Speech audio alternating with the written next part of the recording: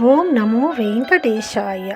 భృగు మహర్షి పాదస్పర్శచే వైకుంఠం వేడే లక్ష్మి, వెతుకులాటకై పరిగడి నారాయణ, సిరిని పొంది కొలువైనాడే దేవదేవుడు శ్రీనివాసుడు, కోరిన కోర్కెలు తీర్చే కోనేటి రాయుడు, 1000 నామాలు వాడే వెంకటేశుడు, రాధారమణుడే ఈ రామచంద్రుడు, గోపికా వల్లభుడే గోవిందుడు, సిరుల నొసుగు వాడే ఈ శ్రీనివాసుడు.